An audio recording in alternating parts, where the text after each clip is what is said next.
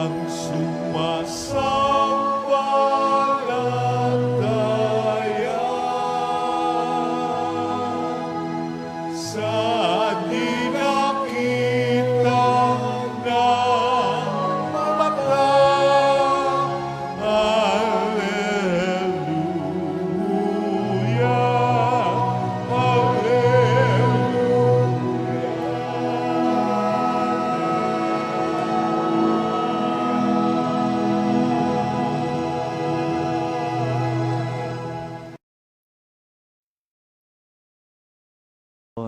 At sumaiyo rin. Ang mabuting balita ng Panginoon ayon kay San Juan. Papuri sa iyo, Panginoon.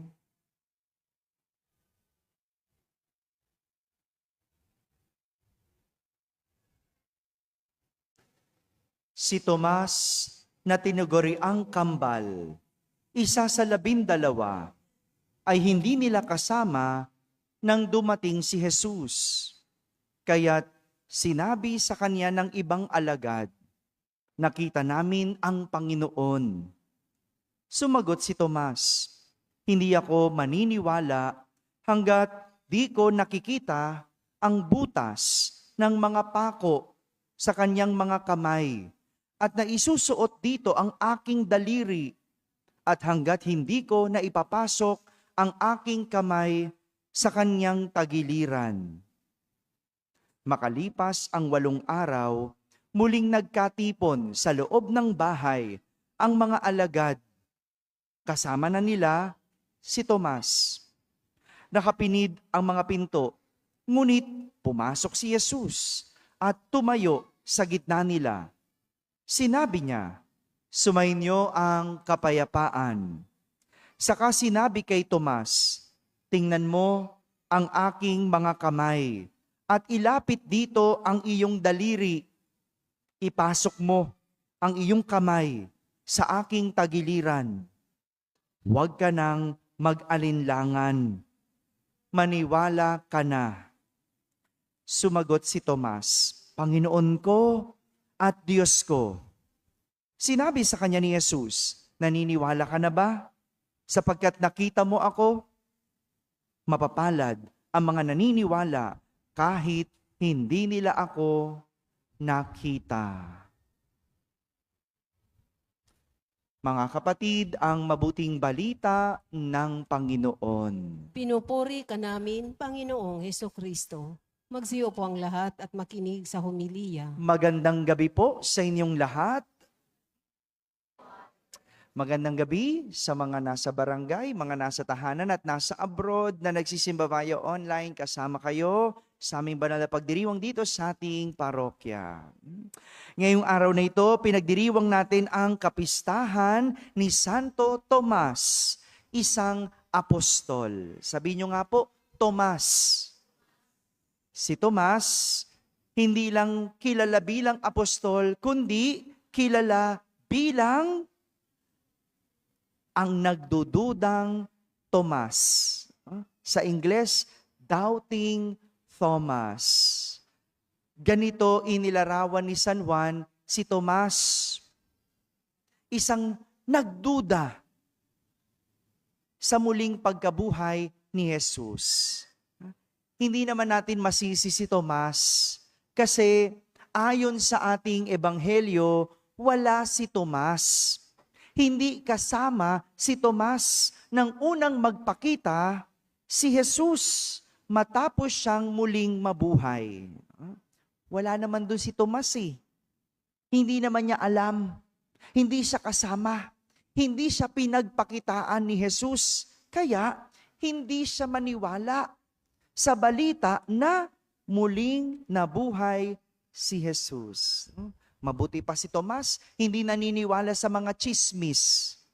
Hello. Yung ilan sa atin, wala naman sa pinangyarihan, wala naman doon sa pinagkwentuhan, pero nung narinig ang kwento, akala mo nandun, kung makapaniwala. Hello sa mga chismosa dyan, patay mali siya lang, di ba? Ganyan ang mga chismosa, di ba? Ang dali maniwala.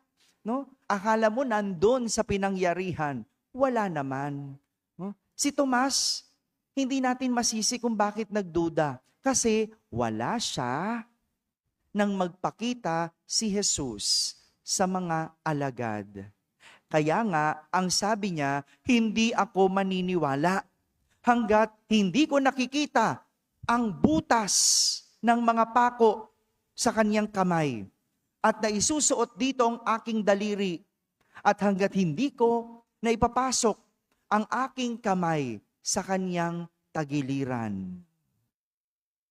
Bakit nga ba muna may butas sa kamay at tagiliran si Jesus? Hello? Ayun, mabuting alam natin, baka naman mamaya hindi nyo alam no? But yun ang iniisip ni Tomas. Kasi, bago siya namatay, anong ginawa sa kanya? Pinako. Saan? Sa krus. Ba't sa tagiliran? May butas. Yon. Sinibat. Di ba? Naalala niyo yung kwento? Yun na nangyari. Bago muling nabuhay si Jesus, pinako. Sinibat ang kanyang tagiliran. At nais kong pagnilayan natin yung pagsasalarawan ni Tomas kay Jesus. Ano nga yung gusto niyang makita bago siya maniwala? Yon. Butas o mga sugat sa kamay at tagiliran. Nagtataka ako, bakit sa lahat ng karanasan ni Tomas kay Jesus, sa lahat ng pwede niyang hingin na patunay na buhay si Jesus, bakit ang sugat? Bakit ang butas? Bakit ang marka ang gusto niyang makita? Ang dami-dami namang pwedeng hingin na patunay. Ang dami namang pwedeng maging patunay. Bakit kaya yung mga sugat ang gusto niyang makita? Balikan natin ang mga karanasan ni Tomas. Alam nyo, si Tomas yung unang naniwala sa kapangyarihan ni Jesus na magbuhay ng patay. Alala niyo yung kwento ni Lazaro? Ano nangyari kay Lazaro? Di ba? Namatay. At muling binuhay ni Jesus si Lazaro. At si Tomas kasama doon. Kaya nga, siya yung nagsabi sa mga kapwa niya alagad, pumunta tayo sa Betania. Puntahan natin si Lazaro. At doon makikita na buhay si Lazaro. Sa karanasan na yon, sana ang hiningi ni Tomas na patunay na buhay si Jesus yung makita niya yung buong katawan. Kasi kaya niyang bumuhay ng patay. Magdududa ba siya na hindi kayang gawin ni Jesus sa sarili? Hello? Kung kaya mo magbuhay ng iba sa sarili, hindi mo magawa? Hello? Sagot naman kayo, ano to? Wala ako lang lahat? Ha? Di ba? Nakatulala lang kayo, parang wala kayong mga akaalam-alam di ba? Kung kaya mong magluto para sa ibang tao, kaya mo bang magluto para sa sarili mo? Ba't ngayon, pagdating sa pagkain, sagot agad kayo? Ang bihirang buhay to, Talaga naman, tulala lang tayo, no? Kaya nga di ba? Sana ang pruweba na hiningi, gusto kong makita siya. Kasi binuhay niya si Lazaro Gusto kong makita ko naman, siya din buhay. Pero hindi. Ang gusto niya makita, butas, sugat, marka. May isa pang karanasan si Tomas kay Jesus noong huling hapunan. No? Alam niyo yung huling hapunan, yun yung huling karanasan ni Tomas bago namatay si Jesus. Huling hapunan. Bago dinakip si Jesus, bago pinahirapan, bago pinako, bago namatay, iyon ang huling tagpo ni Tomas at ni Jesus. Si Tomas, yung nagsabi kay Jesus, nang nagpapaalam si Jesus sa kanyang mga alagad, sabi ni Tomas, Panginoon, hindi namin alam saan kayo pupunta. Paano namin malalaman ang daan? Alala niyo yon? Ano sabi ni Jesus? Ako ang daan, ang katotohanan at ang buhay. Yun yung huling karanasan ni Tomas. pwede sana ang hiniling niya, sana marinig ko yung boses ni Jesus. Pag narinig ko yung kanyang boses, alam ko, maniniwala akong buhay siya. Bakit? Kasi nakakausap niya eh. 'Di ba?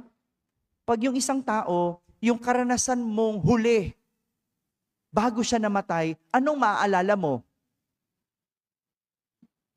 'Di ba yung iba huli? Yung huling karanasan, kasama ko pa siya eh. No? Nagiinuman kami. Oh, kasama ko pa siya eh.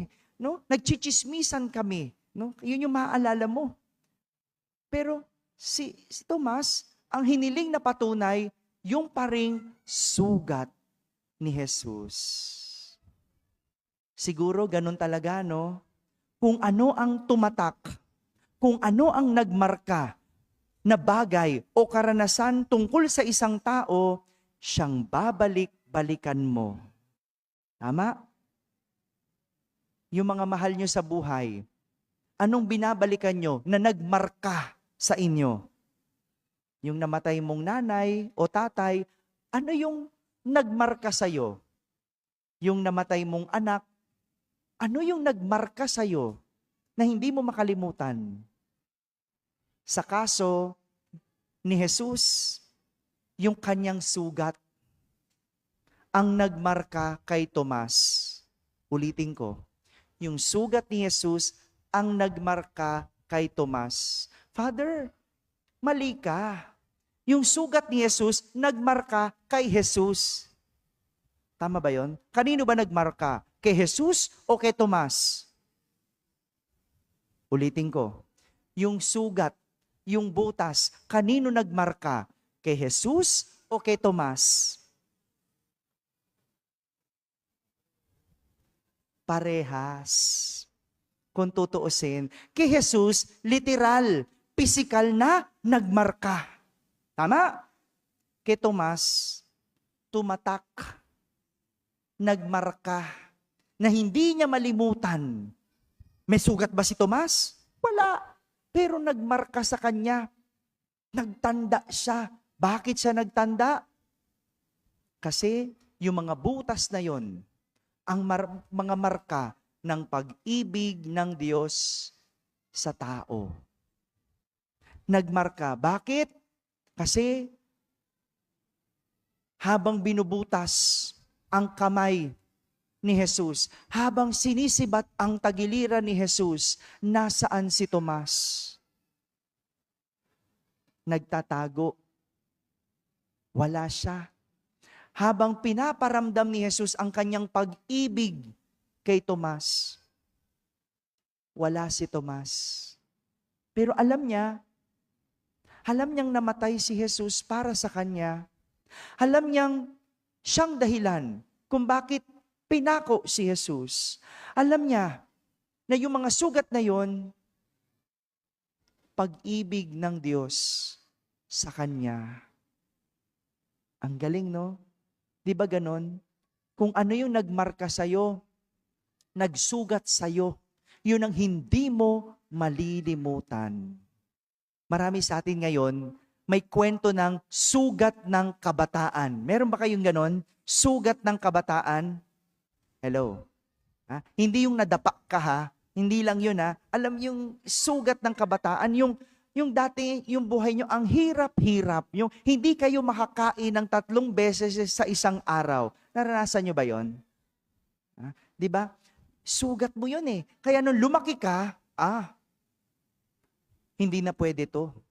Kakain na ako 5 beses sa isang araw. Di ba? Nung nagkatrabaho ka, hindi na pwede to. Hindi ko nahahayaang magutom ako. Naranasan nyo yon? Sugat. O yung naranasan mo yung wala kang baon sa school. Naranasan nyo ba yon? Tapos nung paglaki mo, hindi ko na para-parana sa anak ko na wala siyang baon sa school. Magsusumikap ako. Naranasan nyo ba yon? Yung pumapasok ka sa eskwelahan, wala kang sapatos, tsinelas lang, sira pa. Sinabi mo sa sarili mo, pag nagkatrabaho ako, bibilin ko lahat ng sapatos na kaya ko. Di ba? Yun yung sugat ng kabataan. Nagmarka, nagtanda, hindi mo malimutan. At ngayon, matapos ang lahat, no, hinihilo mo yung sugat na yon, 'di ba?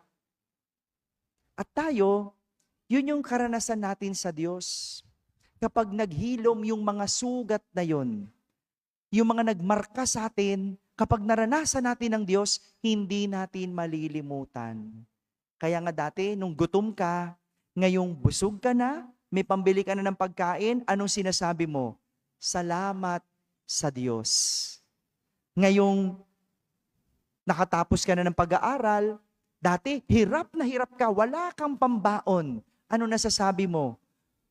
Ang buti ng Diyos. Magaling ang Diyos. 'Di ba? Noon, wala kang masuot. No? Ngayon, kahit pa paano, nakakabili ka na ng sapatos, anong sinasabi mo? Totoong may Diyos. 'Di ba? At ganyan si Tomas. Nang makita niyang mga sugat ni Jesus, anong sabi niya? Panginoon ko, Diyos ko. Biglang naniwala si Tomas. Mga kapatid, ito yung panyaya sa atin ng ating pagdiriwang ng kapistahan ni Santo Tomas. Ang maaalala natin, ang karanasan natin sa Diyos na nagmarka, tumatak sa atin para masabi nating, Panginoon ko, Diyos ko. Siguro yung iba, ang nagmarka sa kanila yung sugat ng kanilang sakit kasi gumaling na sila. No? Siguro yung iba nagmarka sa kanila yung mga tigyawat at saka eye bags nila nung nagpupuyat sila at nag-aaral. Kaya may mga pimple dyan, huwag nyo nang ipaderma. No? Pinagpuyatan mo yan. Ha? Kaya maging proud ka. No? Ito yung panyaya sa atin. May karanasan tayo sa Diyos na hindi natin malilimutan. Nagmarka bilang paalala sa atin. Ang Diyos ay totoo. Ang Diyos hindi natutulog. At ang Diyos ay buhay. Amen? Amen.